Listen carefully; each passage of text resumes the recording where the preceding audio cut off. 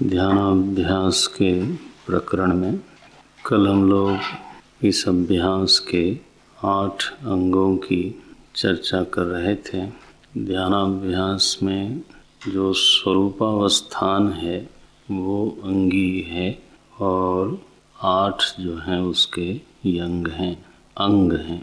तो अंग जो है वो अगर पुष्ट हों तो अंगी को पुष्ट माना जाता है, और यदि अंगों में विकार है, अंगों में निर्बलता है, तो अंगों में यदि रोग है तो अंगी रोगी ही माना जाता है। तो अगर किसी के शरीर के किसी भी अंग में कोई विकार होवे तो अंग को तो रोगी नहीं बोलते। किसको रोगी बोलते हैं? अंगी को, आपको बोलते हैं। तो ध्यानाभ्यास के जो अंग हैं उनको पुष्ट करना और निरंतर पुष्ट करते रहना, ये तो साधना है। वो अंगी को पुष्ट करते हैं। कल आपने देखा यम और नियम को। तो तीसरा अंग बोला गया था आसनम। आसन शब्द का लक्षण किया है स्थिर सुखम आसनम। योग दर्शन में आसन शब्द का लक्षण है स्थिर सुखम आसनम। आसनम माने वैसे होता है बैठना। तो हमारे जितने भी शास्त्र हैं, जहाँ जहाँ ध्यान का प्रकरण आता है, एक बात बहुत ही साफ शब्दों में बोलते हैं कि जो ध्यानाभ्यास है वो बैठ के ही किया जाता है। उसका एक रहस्य है। तो प्रायः प्रत्येक क्रिया के लिए शरीर की एक विशेष मुद्रा सहायक होती है। इस पर अगर आपका ध्यान जाए तो ये रहस्य धीरे धीरे खुल जाएगा। जैसे आपको लिखना है तो शरीर की एक विशेष मुद्रा में बैठ करके आप लिखते हो, थोड़ा झुकते हो, है ना। तो पहाड़ पर चढ़ना हो तो एक विशेष मुद्रा आपके लिए सहायक होती है, झुक जाता है आदमी। पहाड़ पर से उतरना हो तो झुक के चलेंगे तो गिर जाएंगे, तो मुद्रा बदल गई। सीधे, जितना सीधे पीछे की तरफ खड़े होंगे उतना ही उतरना आसान होगा। बाल्टी में पानी भर करके जब व्यक्ति चलता है, एक बाल्टी हो तो एक तरफ झुक जाता है। देखो, तो प्रायः प्रत्येक क्रिया तो शरीर की एक मुद्रा से जुड़ती है। अगर वो मुद्रा ठीक है तो वो क्रिया सरल होती है, थोड़ी सहायता मिलती है उसमें। और कई बार तो मुद्रा अगर ठीक ना हो तो वो क्रिया बाधित हो जाती है। जैसे मैंने कहा कि अगर पहाड़ चढ़ते समय कोई बहुत ही ज़्यादा पीछे की तरफ जाए तो वो शायद गिर जाएगा, या उतरते समय बहुत आगे की तरफ झुके तो गिर जाएगा। तो ऋषि लोगों को ये अपने जीवन को निहारने का अभ्यास था। तो वो निरंतर परीक्षण निरीक्षण करते ही रहते थे। तो उनको ये पता चला कि चिंतन में जो क्रिया सबसे अधिक सहायक है वो है बैठना। ये वो भी कैसा बैठना? तो समम काय शिरोग्रीवम धारयन्न चलम स्थिरः। अब मैं रात्रि में 15-20 मिनट आप लोग बैठते हो, कभी आधे घंटे भी बैठते हो। तो शुरू में तो मैं देखता हूँ तो प्रायः सभी तो सब जरा ज़्यादा हो जाता है, लेकिन फिर भी प्रायः शब्द से ठीक ही है। तो लोगों की कमर झुकी रहती है, सिर झुका रहता है। तो वो तो ध्यान की सही प्रक्रिया है नहीं। तो युक्ताहार विहारस्य युक्त चेष्टस्य कर्मसु युक्त स्वप्नावबोधस्य योगः दुःखः भवति, अन्यथा दुःखः न भवति। भगवान का वादा ये है कि योगः दुःखः भवति एव। जो योग है, ध्यानाभ्यास है, निश्चित रूप से दुख की हानि कर देता है। लेकिन अब उसको कर पाना ये हमारी जिम्मेदारी है, और उसके लिए जीवन को कसना ये हमारा दायित्व है। दुख से मुक्ति एक चींटी भी चाहती है, हम भी चाहते हैं, तो इच्छा सामान्य है, दोनों में इच्छा समान है, लेकिन विकल्प तो हमारे पास जो है वो उसके पास नहीं है। अब हम भी उसी तरह से आहार निद्रा भय मैथुनम च में, है ना, एक चींटी एक कीड़े की तरह है, एक पशु की तरह हम भी विकार के शिकार होते जाएं। कोई निंदा रस का रसिक हो जाए, रसिक तो है ही है, लेकिन कृष्ण रस के नहीं, किसके? निंदा रस के।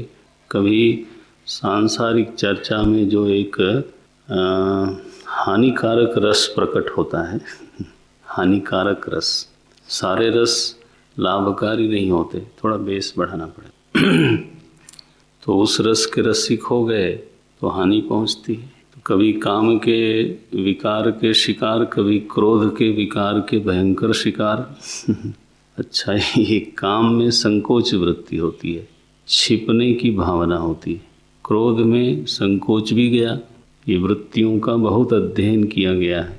कल हम थोड़ी सी बात कर रहे थे ज्ञान योग व्यवस्थिति का बिना समझे हर साधना लाभ ही दे ये बिल्कुल जरूरी नहीं है, संभव है कि नुकसान हो, है ना ये बात कह रहे थे ना। तो त्याग भी हो सकता है हानिकारक हो जाए, क्योंकि उसमें दम्भ हो सकता है, ऐसी चीज़ का त्याग हो सकता है जिसकी आवश्यकता न हो तो ज्ञान विहीनम सर्वमतेन मुक्तिम न भजति हर चीज़ को समझदारी से लेना चाहिए।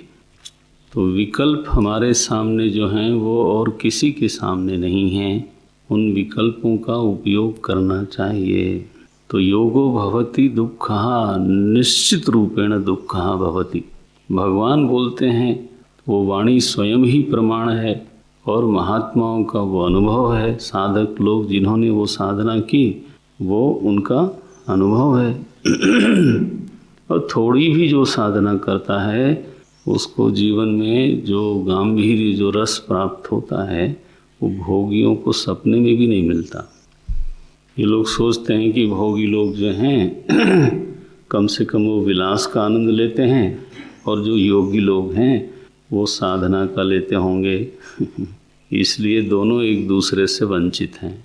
ये विवेक गलत है।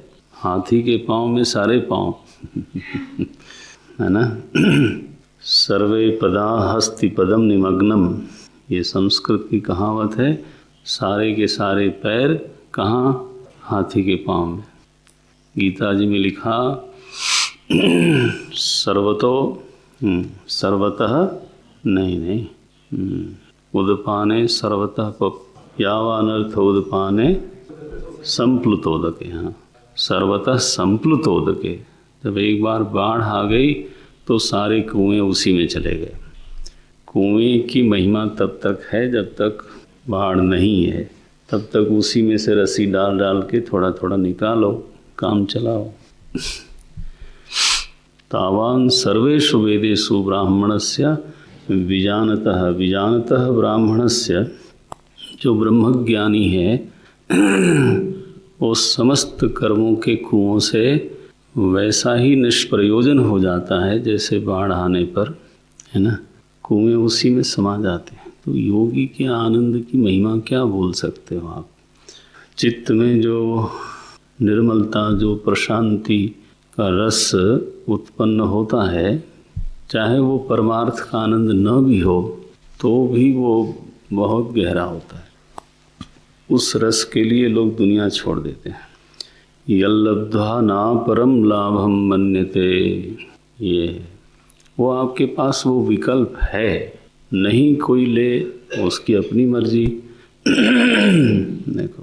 तो मैं इसलिए कह रहा था कि कई बार लोग दिनचर्या ठीक नहीं रखते, सोना जागना पूरा नहीं होता, तो जैसे ही ध्यान के लिए 20 मिनट बैठते हैं तो सोने लगते हैं।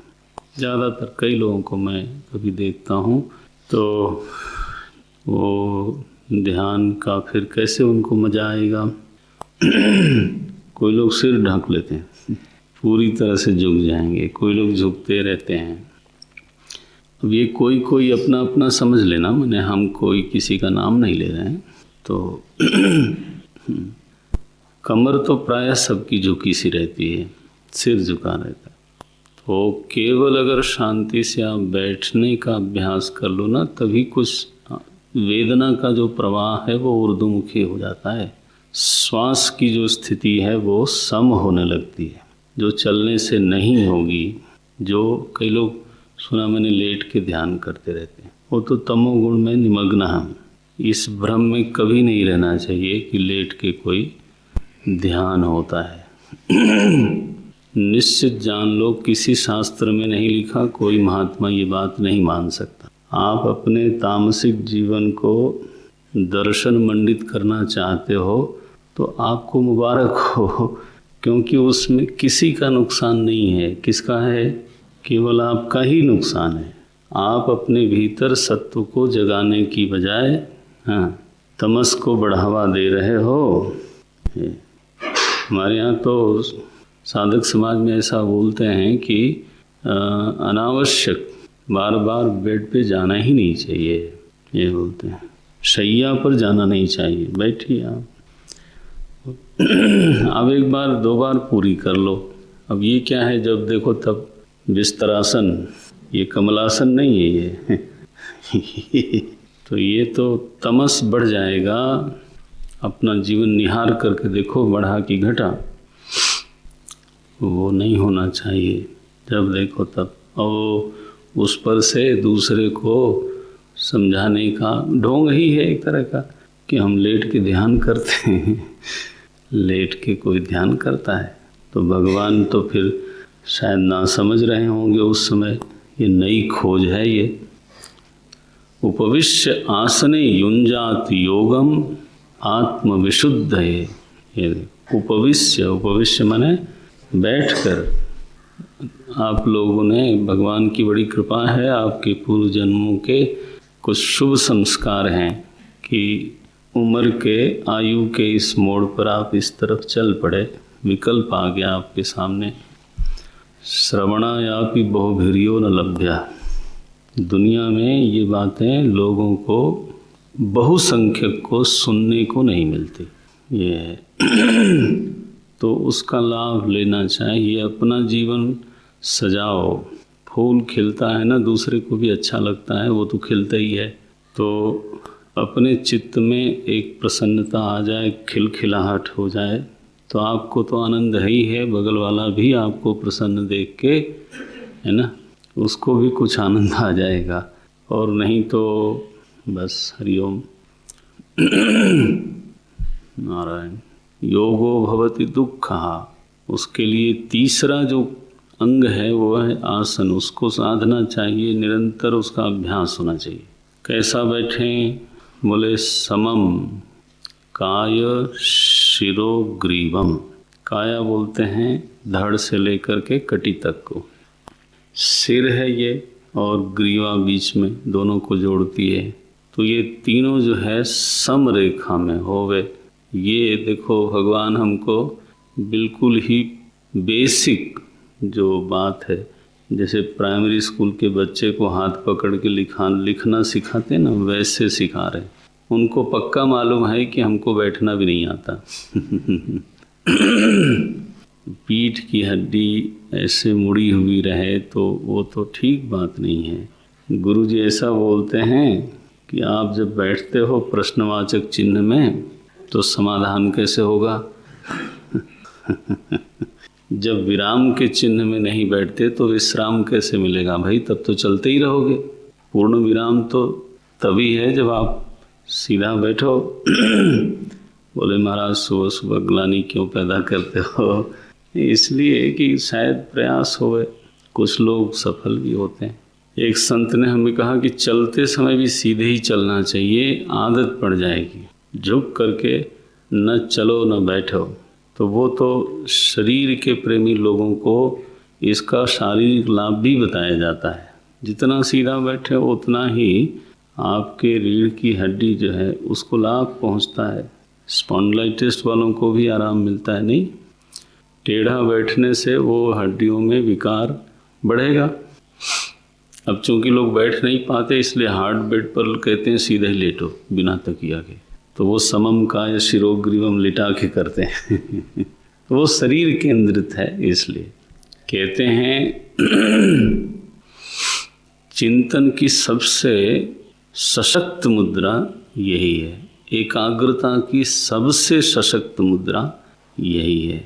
संवेदना की ऊर्ध्वमुखता इसमें सहज ही सिद्ध हो जाती है। धारा जो संवेदना की जो धारा है ना, ये प्रवाही है, धारा रूप है। आप कभी बैठ के पता नहीं ध्यान करते हो तो कभी ध्यान दिया कि नहीं दिया, वेदना चलती रहती है शरीर में, कभी यहाँ कभी वहाँ से।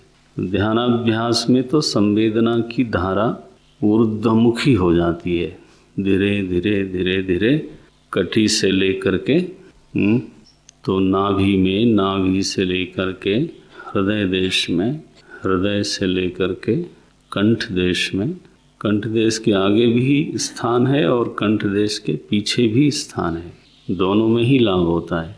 और वहाँ से फिर भ्रू मध्य में, भ्रिकुटी मध्य में, वो बोलते हैं भगवान भ्रूर मध्य, ये शब्द लिखा ना तो भ्रू के मध्य में, अथवा फिर बोलते हैं संप्रेक्ष्य नासिकाग्रम। ये तो नासिकाग्रम का अर्थ यहाँ पर ऐसा लेना चाहिए, नासिका जहाँ से शुरू होती, क्योंकि दोनों वाक्यों में समानता होनी चाहिए। तो पूर्व मंत्र में 5वें अध्याय में भ्रूर मध्य ये शब्द लिखा और 6ठे अध्याय में लिखा नासिकाग्र संप्रेक्ष्य नासिकाग्रम, तो दोनों की एकता होनी चाहिए। तो संवेदना उठती है, नीचे नहीं जाती। जहाँ आपका ध्यान जाता है वो अंग अधिक गतिशील हो जाता है, ये अनुभव सिद्ध है। आप अपना ध्यान इस समय घुटने की तरफ करें तो वहाँ जो भी दर्द इत्यादि होगा वो ज़्यादा महसूस होगा। नहीं क्यों होगा? क्योंकि ध्यान गया। तो हमारा प्रयोजन केवल इतना बताना है कि जिस अंग पर ध्यान केंद्रित होगा उस अंग में निहित जो स्थितियां हैं, जो संभावनाएं हैं, वो अधिक गतिशील हो जाती हैं, सक्रिय हो जाती हैं, वाइब्रेट हो जाती हैं। तो अगर कोई ब्रह्मरंध्र में ध्यान, मैं बिल्कुल शारीरिक स्तर पे बात कर रहा हूँ अभी, तो अगर कोई ब्रह्मरंध्र में ध्यान करता हो तो उसका जो मस्तिष्क है, मानस नहीं, क्या वो अधिक सक्रिय होगा कि नहीं होगा? नियम तो एक ही है। तो अगर वो अधिक सक्रिय होता है तो उसके मस्तिष्क में जो सामर्थ्य, सुप्त सामर्थ्य है, वो सब की सब जगेंगी, वो स्वाभाविक है जगेंगी। सिद्धियां हैं अगर, अच्छा हमें किसी ने बताया, पता नहीं, हमें कंफर्म करना बाकी है अभी, या करना चाहिए वेरीफाई करना बाकी है डॉक्टर ने बताया मुझे मुंबई में कि जो षट चक्र हैं वहाँ ग्लैंड्स भी हैं, माने जैसे मूलाधार बोलते हैं, स्वाधिष्ठान बोलते हैं, मणिपुर चक्र, इसलिए मैंने शरीर का नाम लिया, नाभि इत्यादि। मणिपुर बोलते हैं उसको, अनाहत बोलते हैं हृदय में, विशुद्धि चक्र बोलते हैं, आज्ञा चक्र बोलते हैं, कोई कोई 7 चक्र भी मानते हैं, कोई कोई 8 भी मानते हैं। तो मुझे कहा गया कि उस फिजिकली वहाँ पर ग्लैंड्स हैं और वो स्वास्थ्य को प्रभावित करने वाली हैं। तो अगर वहाँ ध्यान दीर्घ काल तक रखते हैं तो वो सक्रिय होंगे, और अगर वो सक्रिय होंगे तो उनका शारीरिक लाभ तो वैसे ही मिलना है। देखो ऋषियों की ये खोजें हैं। आखिर पूरा शरीर हमारा पंचभूत का बना है, जहाँ काटोगे वहाँ खून निकलेगा, नस नाड़ी है हर जगह, ठीक है ना। लेकिन फिर सारे अंगों में एक ही जैसी सामर्थ्य है क्या? जीभ में स्वाद प्राप्त हो जाता है, काटोगे तो वहाँ भी खून ही निकलेगा, लेकिन फिर विशेष सामर्थ्य आई कि नहीं आई? एक दृष्टांत दे रहा हूँ। आखिर कान भी मांस पिंड ही है, लेकिन वहाँ शब्द प्राप्त हो जाता है।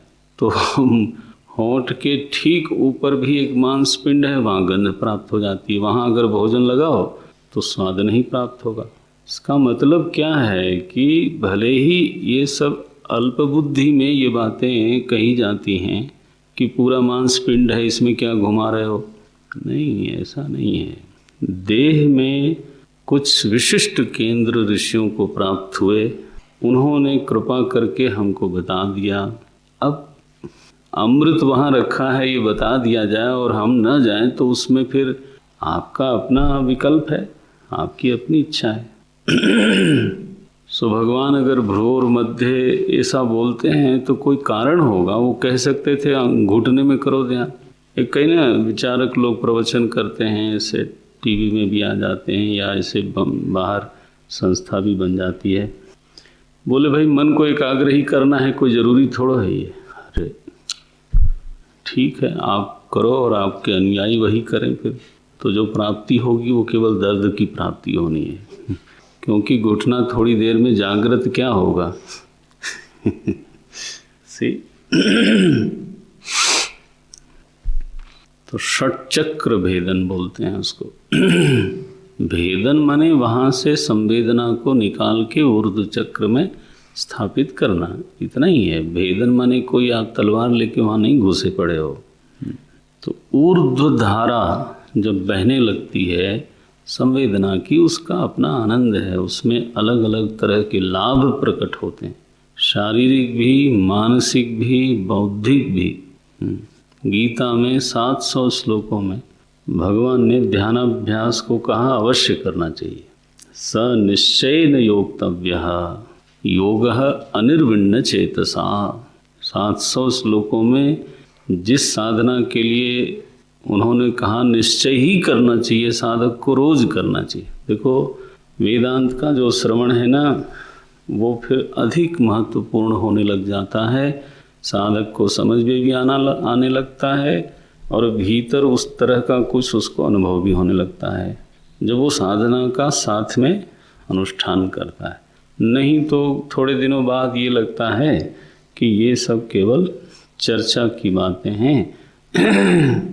अरे आप क्या बोलोगे, हमारे ही आचार्यों ने कहा, श्रुति ने कहा, वाचो विगलापनम ही तत्, वाणी का विगलापन ऐसा बोला हमारे श्रुति ने कहा। साधन भजन नहीं करो तो ये कोई इतिहास, भूगोल, अंग्रेजी, राजनीति शास्त्र की शिक्षा थोड़ो है कि व्यसनी भी बने रहें, है ना, और पढ़ भी लें और बाद में जाके कोई नौकरी की कर, वो तो नहीं होता ही।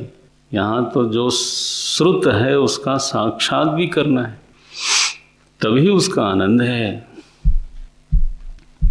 तो आसन सिद्धि होनी चाहिए, उसका सही सही अभ्यास होना चाहिए। समम काय, सीधा बैठे, शिरोग्रीवम धारयन, उसको धारणा करनी पड़ती है। वो स्वाभाविक बाद में बनता है, शुरू में तो उसको धारणा वृत्ति से धारणा करनी पड़ती है, धारयन।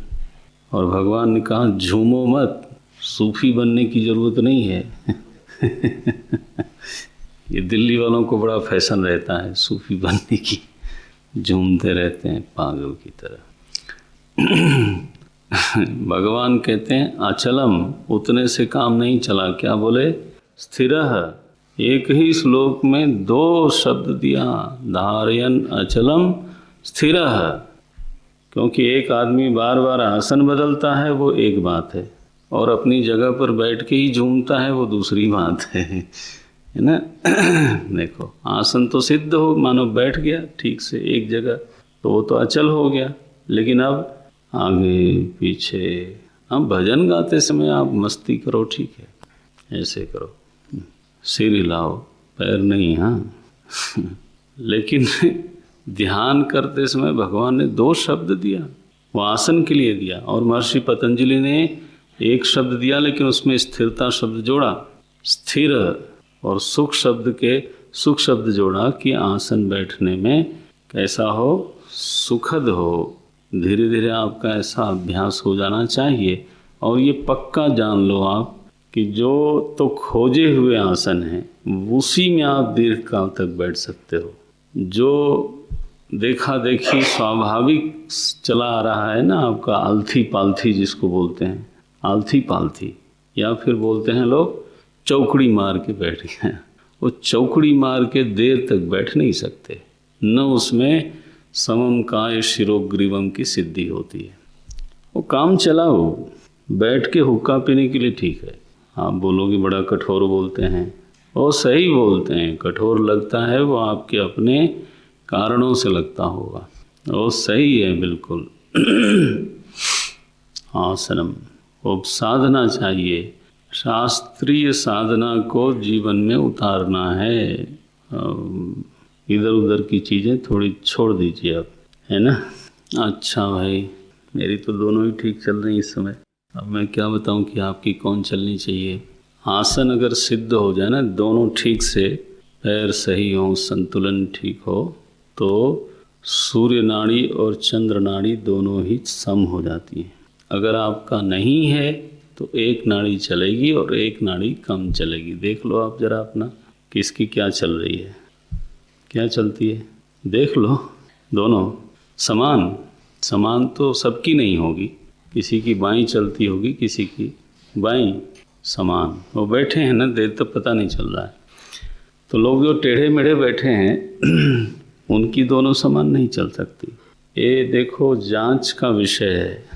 ये जो नाड़ी है ना, शिवस्वरोदय ग्रंथ लिखा इस पर हमारे महापुरुषों ने, शिवस्वरोदय, स्वर विज्ञान उसमें आया। तो वो घड़ी घड़ी भर या ढाई घड़ी बाद तो नासिका प्राकृतिक रूप से बदल जाती है, नाड़ी जो है प्राकृतिक बदल जाती है। तो आपने अनुभव किया होगा कि जुकाम जब हुआ रहता है तो रात को जब सोते हैं तो एक नाक बंद रहती है, उठते हैं तो कई बार वो चल पड़ती है और दूसरी बंद मिलती है। ये उसका विज्ञान वही है कि ढाई घड़ी बाद नाड़ी स्वतः ग्रहों की स्थिति बदलने के कारण आपकी नाड़ी बदल जाती है। ये स्थिति है। कभी इन चीज़ों पर भी आप लोग साधक लोग हो, किताबी कीड़ा बनने से तो वेदांत नहीं जाता अंदर, अध्यात्म विद्या नहीं जाती, वो तो रटंत विद्या अवंत नहीं। ये हमारी संस्कृत है, हाँ, पाणनी वाली नहीं समझना। रटंत विद्या बाबा बोलते थे हमारे, रटंत विद्या अवंत नहीं, माने आती नहीं। सो नारायण, सूर्य नाड़ी बोलते हैं दाहिनी को, चंद्र नाड़ी बोलते हैं बाईं को, इसको गंगा यमुना भी बोलते हैं लोग, आत्मा लोग जो साधना करते हैं लोग। और फिर सम चल जाए तो सुषुम्ना जागृत होती है, वो गुप्त सरस्वती है, वो हमेशा उपलब्ध होती नहीं, ये हमेशा उपलब्ध नहीं होती। जब तक दोनों सम न हो तब तक सुषुम्ना की प्राप्ति नहीं होती, जागृत नहीं होती। जब तीनों जागृत हो जाएं तब संगम बनता है। ये अंतरदेश का प्रयागराज है, अंतरदेश का त्रिवेणी संगम है। तो इसमें ध्यान जो करे वो संगम स्नान हो गया, महान लाभ होता है ऐसा। तो ये सब चीज़ें आपको साक्षात करने की हैं, याद करने की केवल नहीं है। याद करोगे तो उसका लाभ ज़रूर होगा। क्या लाभ होगा कि उस चीज़ को हम दूसरे को भी सुना सकते हैं। तो फिर इसके बाद वो जो लाभ दे सकता है वो दे देगा। उससे आपका कोई विशेष लाभ नहीं होता। विशेष लाभ तब होता है जब साक्षात अपरोक्ष हो इन चीज़ों का। तो देखो प्राण की स्थिति ऐसी है, ग्रहों से प्राण की स्थिति जुड़ी हुई है, आपके आसन से जुड़ी हुई है, आपके लेटने से जुड़ी हुई है।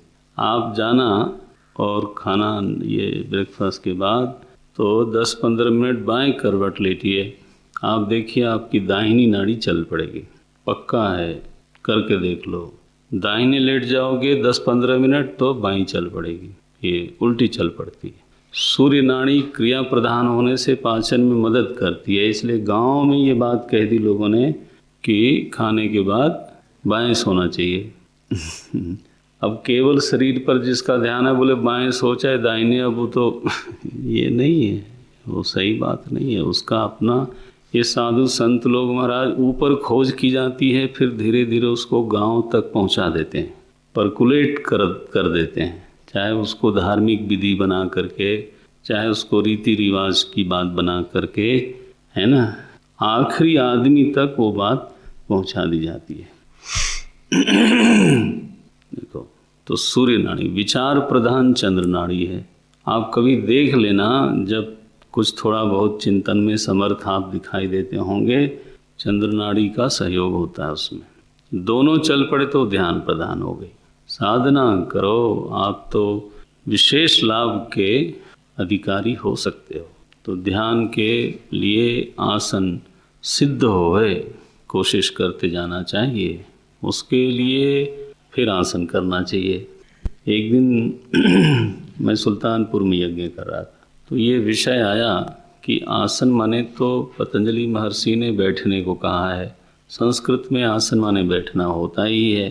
तो ये जो हम लोग और आसन करते हैं उसको आसन क्यों कहा गया, उसमें तो बैठना है नहीं। अब शीर्षासन को भी आसन कहा गया, भुजंगासन को भी आसन कहा गया। देखो, मयूर आसन को बहुत ही कठिन, अब उसमें तो कितनी देर तक आप रहोगे, उसको भी आसन कहा गया। कहते हैं 84 आसन हैं, कोई कहते हैं और भी बहुत हैं। तो इन सबको आसन क्यों कहा गया भाई? उसमें तो बैठना नहीं है ना। तो आसन माने क्या होता है? बैठना। और महर्षि पतंजलि ने जो आसन का लक्षण किया वो कोई मयूर आसन वगैरह वहाँ नहीं है। योग दर्शन में एक सूत्र है, स्थिर सुखम आसनम। तो बोले ये कहाँ से आ गए सब? बोले ये जो परवर्ती आचार्य लोग हैं उन्होंने साधकों के ऊपर कृपा करके ये क्रियाएं बताई। उससे क्या होता है? बोले उससे बैठने में सुविधा मिलती है। चूँकि वो बैठने में सहायक हैं इसलिए उनको भी आसन कह देते हैं। उन सारे आसनों का फल क्या है? उन सारे आसनों का फल है आप ठीक से आसन लगा के बैठ सकते हो। ये तो फल की अपेक्षा से सारी क्रियाओं को उन्होंने क्या कहा? आसन कहा। व्यायाम नहीं कहा, एक्सरसाइज नहीं कहा, टहलना नहीं कहा। इस बात को ध्यान देना चाहिए कि ये हम लोग जब आसन को कभी कोई बोलते हैं सूक्ष्म व्यायाम, मैं तो बिल्कुल सहमत नहीं हूँ उससे। हमारे अग्रवाल जी बोलते हैं सूक्ष्म व्यायाम। वो व्यायाम किधर है भाई? तो वो देह पर दृष्टि डाल करके व्यायाम कह लो। लेकिन अगर उसका फल हमारी बुद्धि में ये है कि ऐसा थोड़ा अभ्यास करने से शरीर में लोच बनी रहेगी, लचक बनी रहेगी, तो बैठने में सुविधा होगी, तो उस फल पर दृष्टि अगर डालें तब उसको कहेंगे आसन।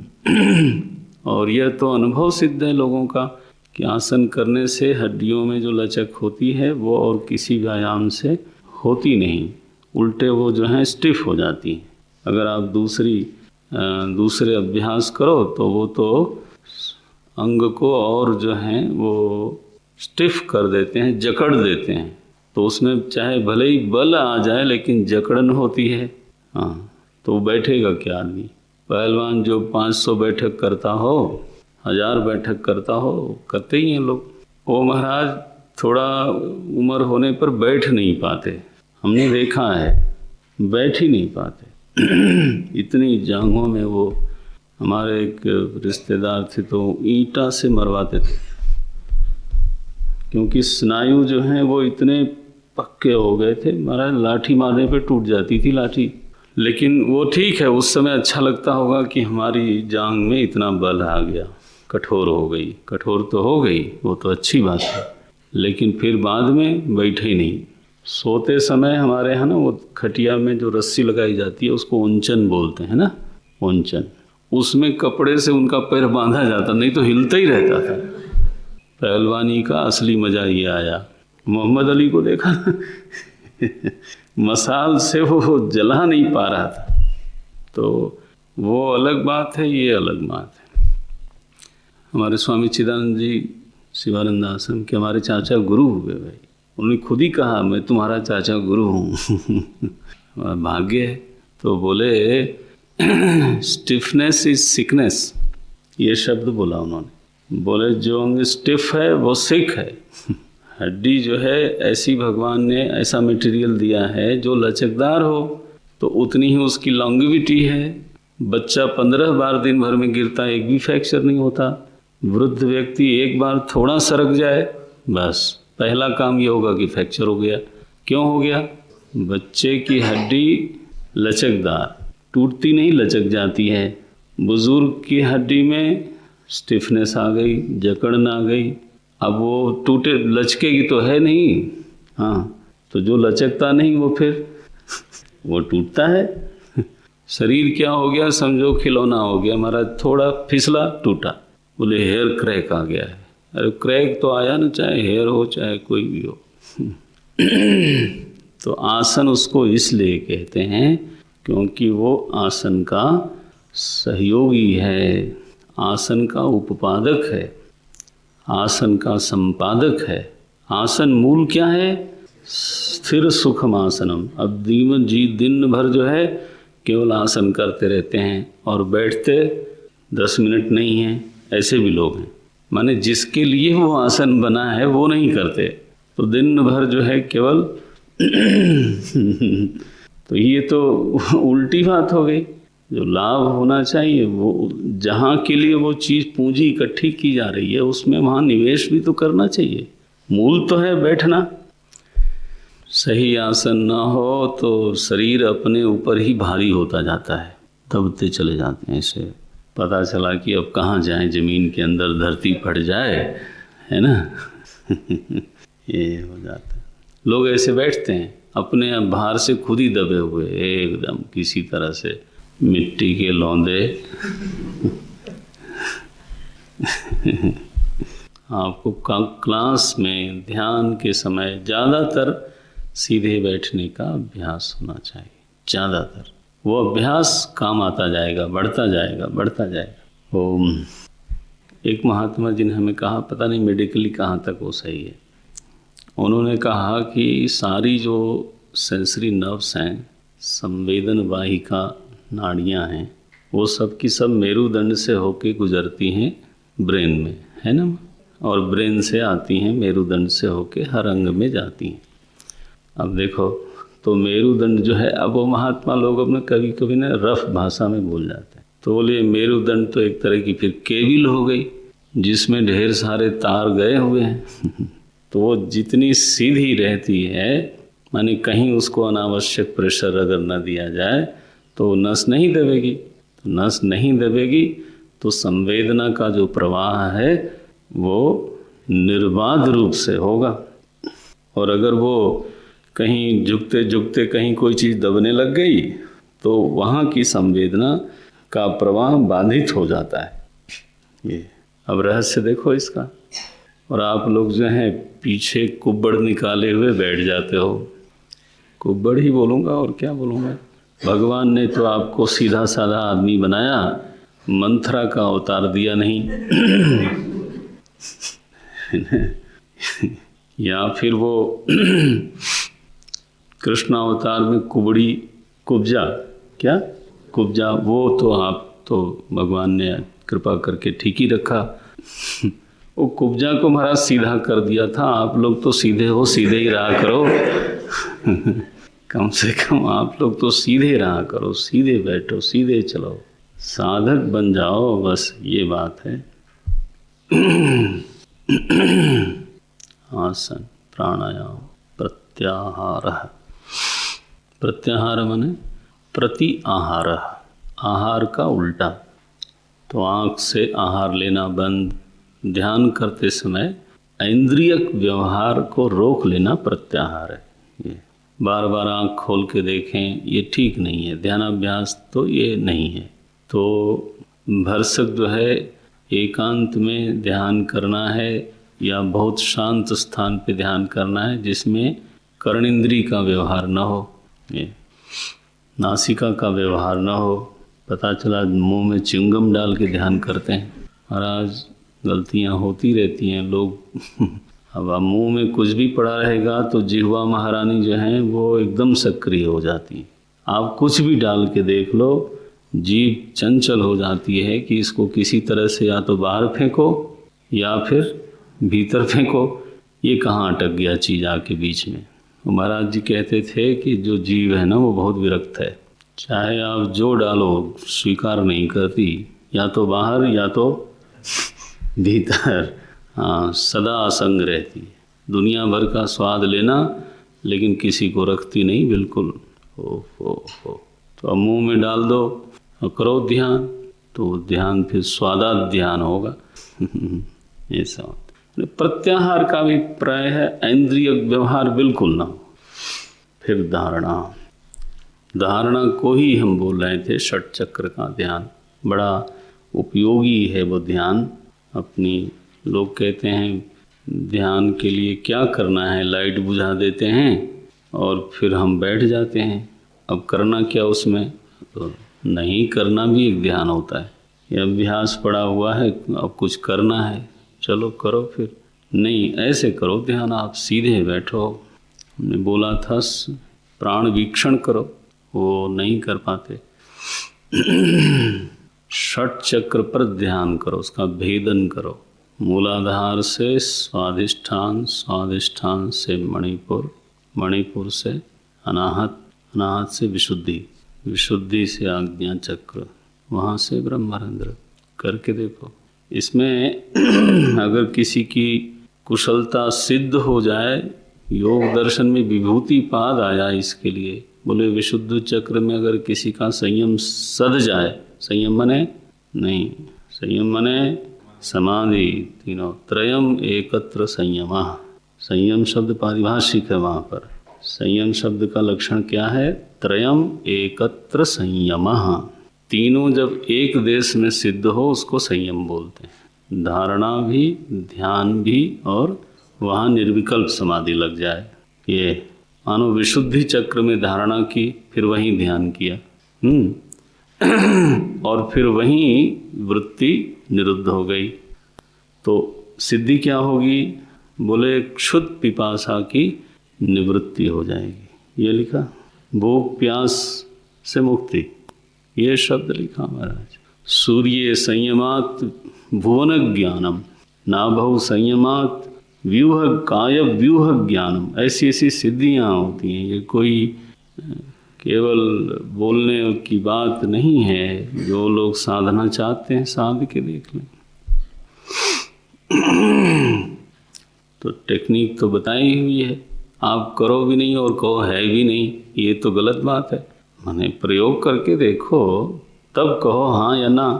अब जबरदस्ती माने आपकी अपनी प्रमाद की स्थिति को दर्शन पे क्यों चढ़ाते हो। तो धारणा है, फिर ध्यान है। तो यहाँ तक जो है ना, हम लोग योग दर्शन को बिल्कुल ही आदर से स्वीकार करते हैं। आदर से यम, नियम, आसन, प्राणायाम, प्रत्याहार, धारणा।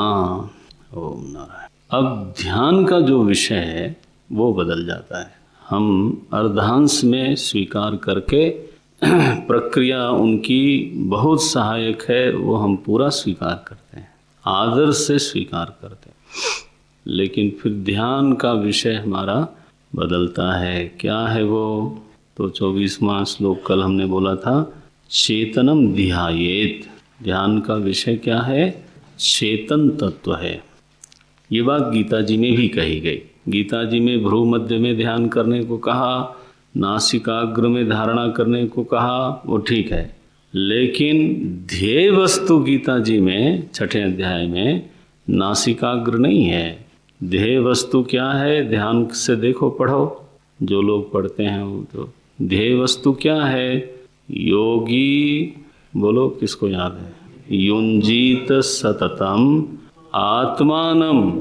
ये देखो, योगी को अपनी आत्मा से जुड़ना चाहिए। योगी युंजीत सततम, कैसे, किससे?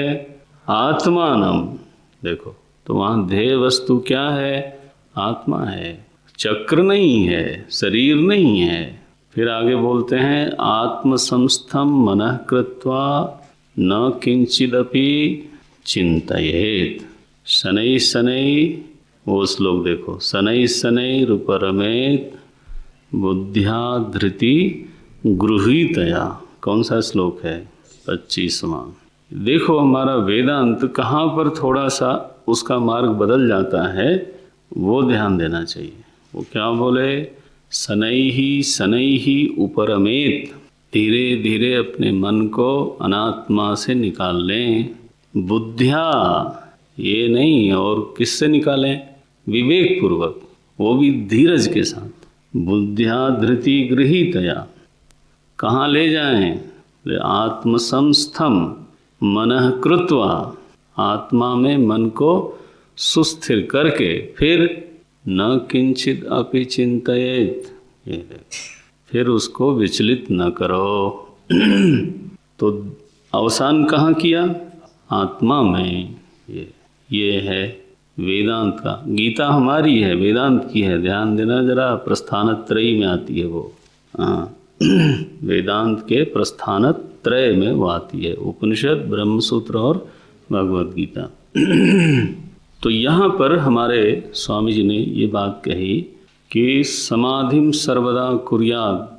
देखो ये लोग प्रौढ़ लोगों के लिए बोलते हैं ना, तो अंगों की चर्चा ही नहीं की, मान लो, बस सलाह दे दी कि समाधि सर्वदा करो। कैसे करें, बोले एक लाइन की बात है, उपेक्ष नाम रूपे द्वे, नाम और रूप की उपेक्षा करो। बोले अच्छा, देखो किसको, सच्चिदानंद तत्परः, नाम रूप का जो अधिष्ठान और नाम रूप का जो दृष्टा कौन है, सच्चिदानंद प्रभु आत्मा। वृत्ति उसके परायण होनी चाहिए, तत्परः का मतलब क्या है, उसके परायण हो, तन्मुख हो। परायण का अर्थ होता है वृत्ति का मार्ग उधर हो, मुख उधर हो। जैसे बोलते हैं भोग परायण व्यक्ति, माने क्या, भोग की ओर हो। ये कर्तव्य परायण माने क्या, कर्तव्य की ओर हो। यहाँ क्या लिखा, सच्चिदानंद तत्पर। तो अब देखो, न भोग न कर्तव्य, तो वृत्ति चेतन परायण है, दृष्टा परायण है, माने दृष्टा की ओर ही देखना चाहती है। हमारा जो ध्यान है वो दृष्टा की ओर लगा हुआ है, दृश्य की उपेक्षा करता है।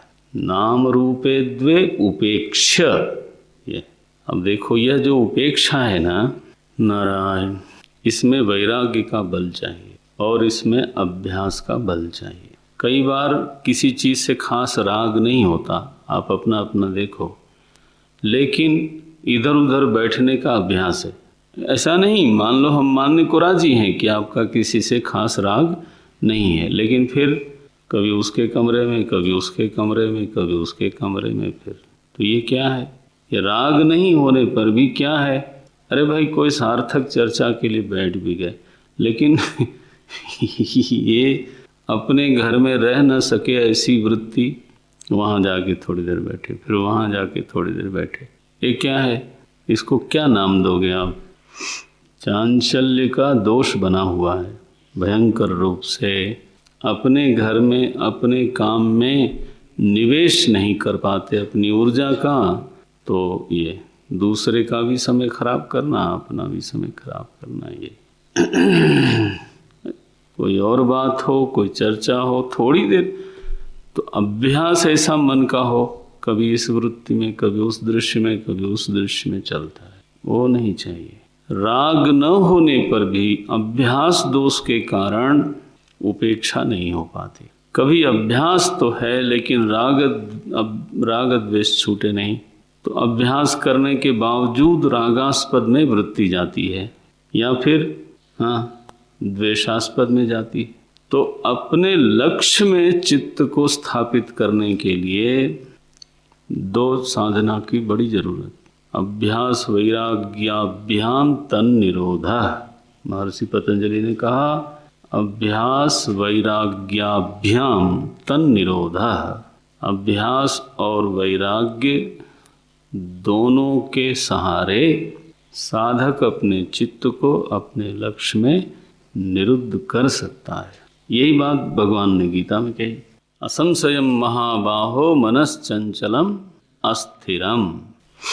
कौन सा श्लोक है? शायद छठे अध्याय का नहीं 23 कैसे हो सकता है? 35। हाँ, वहाँ लिखते हैं, भगवान का ये कहना है गीता में, असंशयम महाबाहो मन चंचलम अस्थिरम। हे महाबाहो, मन चंचल है और अस्थिर है, इसमें कोई संदेह नहीं। लेकिन फिर तुमको मैं महाबाहो क्यों कह रहा हूँ? शब्द देखो जरा भगवान का, बहुत ही चतुराई से। बोले तू क्या है, बिना बाह का है क्या? महाबाहो माने मैन ऑफ अचीवमेंट। महाबाहो माने 10 फीट लंबी बाह नहीं, बायोलॉजिकल एबनॉर्मल। नो, महाबाहो माने the person who has achieve, the man of achievement. लोग कहते हैं कानून के हाथ बड़े लंबे होते हैं, देखा है हाथ? और हाथ माने क्या? जिसके घेरे में चीजें आ जाएं। कानून के हाथ लंबे होते हैं माने क्या? कानून के घेरे से बाहर कोई नहीं जा सकता, ये मतलब है। तो जब हम किसी आदमी को महाबाहो बोलते हैं, इसका मतलब क्या है कि उसके घेरे में बड़ी बड़ी चीजें आई। और तो सही बात है। अर्जुन क्या है? महाबाहो। भगवान ने कहा तो महाबाहो बोलते हैं तो छोटा काम करने के लिए थोड़ा बोलते हैं। असंशयम महाबाहो मनो दुर्निग्रहम चलम, लेकिन अभ्यासेन तु कौन्तेय वैराग्येण च गृह्यते। देखो, योग दर्शन और गीता का बिल्कुल साम्य है। योग दर्शन में क्या कहा गया? अभ्यास वैराग्याभ्याम तन्निरोध। अभ्यास और वैराग्य से उसका निरोध होता है। भगवान ने क्या बोला गीता में? अभ्यास से, देखो केवल वैराग्य से नहीं होगा, या केवल अभ्यास से नहीं होगा, रोज बैठते हैं तो नहीं होगा, दोनों ही चाहिए। एक आदमी ऐसा गोंद जैसा मन लेके बैठा है, जहाँ जाता है वहीं किसी से न किसी से चिपक जाता है। लो, ऐसा असंस्कारी जो मन है वो किस काम का? वो आपको तोड़ो कहीं ले जाने वाला है। पहले घर में पहले इतने लोगों से अटैच थे, अब यहाँ आए तो यहाँ, तो ये तो आप फेविकोल लेके घूम रहे हो, आपका कहीं गुजारा नहीं होने वाला। फिर जहाँ देखो वहीं रोना ही है। आसक्ति तो रुलाती है। श्रुति ने कहा प्रियम त्वाम रोदयिष्यति, आए थे हरिभजन को। हाँ जी। जहाँ देखो वहीं बस बलिदानी वीर हो जाते हैं। कई साधक लोग जो है ना, जहाँ देखो वहीं बलिदानी, अपने को बलिदान करने के लिए तैयार। मूर्ख है, साधक थोड़ो है तू। और उसके साथ निभा नहीं सकते। किसी के साथ संग करके देखो, दूसरा मिला उधर फेविकोल लग गया। बस आसक्ति का स्वभाव, टेबले से सट गए, बस टेबल में आसक्ति होगी। मेरी वाली क्यों लिया तुमने? ला ऐसे। वो बेचारा टेबल का कोई दोष नहीं, आपका मन गोंद बना घूम रहा है, वो नहीं चाहिए। बिना उसके उपेक्ष की सिद्धि नहीं होती। यहाँ पहला आदेश क्या है? ये करके फिर वो करोगे। उपेक्ष माने लेप प्रत्यय लगाना। जैसे दृष्टवा चलती, पहले देखो फिर चलो, ये तो ऐसे बोले। उपेक्षा के लिए आपके पास, हमारे पास वैराग्य और अभ्यास का बल चाहिए। वो बल दुकान पर नहीं मिलता, और वो बल एक दिन में आता नहीं। धीरे धीरे धीरे धीरे धीरे स्टेमिना जब बढ़ता है तब वो आदमी आगे बढ़े। ओम उपेक्ष नाम रूपे द्वे सच्चिदानंद तत्परः, वृत्ति को दृष्टा की ओर उन्मुख कर दो, अधिष्ठान चेतन की ओर उन्मुख कर दो। बस यही ध्यान है, इतना ही है। बोले ये वाला ध्यान हमेशा करो। समाधिम सर्वदा कुर्यात, वो आधे श्लोक में ध्यान की प्रक्रिया कह दी उन्होंने। क्यों कही ऐसा? इसलिए कि वो मानते हैं कि इस ग्रंथ को सुनने पढ़ने वाला जो साधक है वो पीछे वाली सब चीज़ें जानता ही होगा। वो तो हम लोगों को जाननी पड़ती हैं। दृग दृश्य विवेक में थोड़ा ये बातें बताई जाएंगी आपको। अब कोई बीए की कक्षा में बैठा हो तो उसको प्राइमरी स्कूल की बात कोई क्यों बताएगा? समाधिम सर्वदा कुर्यात। बोले महाराज ये सर्वदा करने वाली चीज़ है। मैं सोच रहा था 8:30 बजे से हैं, अगर 8:45 बजे तक हो जाए तो बहुत हो गया। हाँ, आप क्या बोलते हो ये सर्वदा कुर्यात, और आप तो बोलते हो, भगवान भी बोलते हैं। भगवान का क्या 10वां श्लोक है 6ठे अध्याय का, योगी युंजीत सततम। लो, कभी कभी नहीं कहा, क्या बोलते हैं, सततम। लो, तो ये क्या, ये ध्यान कोई ऐसी चीज है जो सतत हो सकती है, सर्वदा हो सकती है।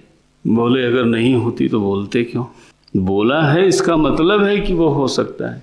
समाधिम सर्वदा कुर्यात, बोले ये सतत कैसे करें, बोले इसको समझो। पहले 2 जगह ध्यान होता है, हृदये वा अथवा बहिहि, ग्रंथ देखना, हृदये वा अथवा बहिहि, हृदय में करो चाहे फिर बाहर करो। तो बाहर भी ध्यान अभ्यास होता है, बोले हाँ, वेदांत का जो ध्यान अभ्यास है वो बाहर भी होता है, तब सतत हो सकता है, तब सर्वदा हो सकता है। नहीं तो सर्वदा तो फिर बैठ नहीं सकते, सर्वदा आंख नहीं बंद कर सकते। तो हृदय वा अथवा बहिहि। अब विस्तार थोड़ा सा करते हैं, 6 प्रकार की समाधियों का वर्णन है यहाँ पर, कल करेंगे चर्चा उस पर। थोड़ा याद रखिएगा आप, ध्यानाभ्यास की जो पृष्ठभूमि है, जो उसके अंगों की महिमा है, उसको नहीं समझोगे तो अंगी महाराज कभी भी पुष्ट नहीं होंगे, है ना। किसी का हाथ और पैर लूला लगड़ा हो, कहे मैं पुष्ट हूँ, काहे को पुष्ट हो, है ना। हो नहीं सकता। ओम नारायण। ओम पूर्णमदः पूर्णमिदं पूर्णात् पूर्णमुदच्यते पूर्णस्य पूर्णमादाय पूर्णमेवावशिष्यते। ओम शांति शांति शांति। हरि ओम श्री गुरुभ्यो नमः। हरि ओम।